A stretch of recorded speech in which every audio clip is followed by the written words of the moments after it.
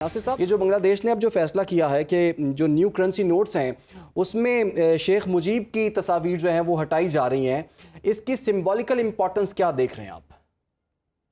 इसकी सिर्फ सिंबॉलिक और इम्पोर्टेंस नहीं है,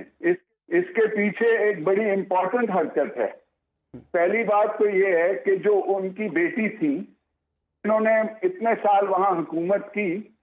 आज पता चला है कि वो किस हद तक इंडियन एजेंट थी। आज उनको इंडिया में पनाह दी गई है, आज वो इंडिया में एग्जाइल में रहती हैं। ठीक है जी। अब ये जो जहां तक बांग्लादेश की आवाम का ताल्लुक है, ये नजर आता है इस बात से कि उन्होंने मुजीबुर रहमान की तस्वीर अपने नए करेंसी नोट से हटा दी कि किस कदर नफरत है अवाम में इन लोगों के लिए। जिन लोगों ने ये काम किया है वो एक न्यूट्रल टेक्नोक्रेट्स की गवर्नमेंट है, लेकिन उसका हाथ अवाम की नब्ज पे फिर भी है। तो अवाम की क्या फीलिंग है आप ये देख सकते हैं, क्योंकि उनको पता था कि हसीना वाजिद की न सिर्फ जो हुकूमत है वो इंडियंस के साथ है, और आज उनको ये भी पता चल गया कि किस तरह मुजीबुर रहमान ने इंडियंस के साथ मिलके जो 71 की जंग है वो की थी।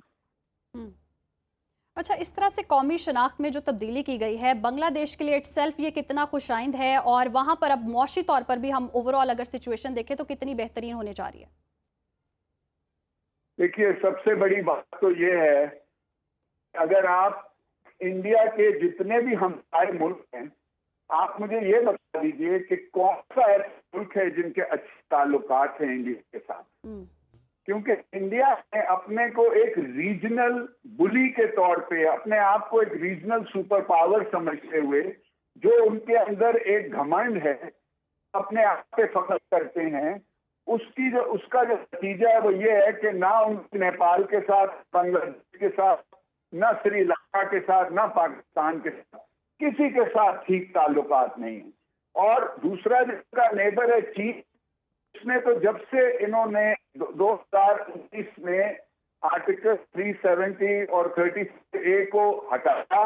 और मालिम शुरू किए, तो वो उन्होंने ये रियलाइज किया चीनियों ने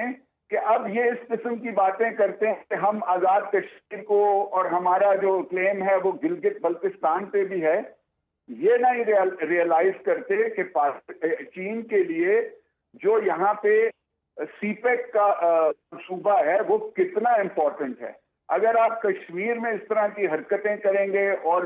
धमकियां देंगे कि हम आजाद कश्मीर को भी फतेह कर लेंगे और हम गिलगित बल्तिस्तान को करेंगे, तो फिर चीन जो है वो पाकिस्तान में कहां से आएगा।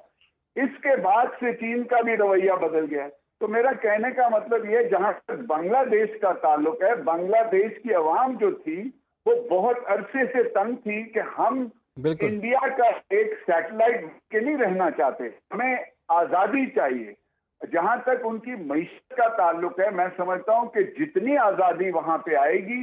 और जितनी उनकी हुकूमत की गवर्नेंस अच्छी होगी, उतनी उनकी इक्तिसादी हालत बढ़ेगी। पहले ही उन्होंने काफी तरक्की की है, अपने बलबूते पे की है, इस सब चीजों के बावजूद की है।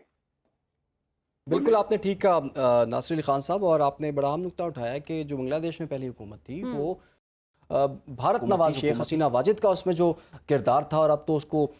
उनका एजेंट कहा जा रहा है, और जिस तरह से वो फरार हुई हैं, और अब तो उससे बढ़ के मामला हो गया हम कि अब नोटों के ऊपर मुकम्मल तौर पर खत्म होता जा रहा है, अब नोटों के ऊपर से उनके वालिद साहब की भी छुट्टी हो गई है।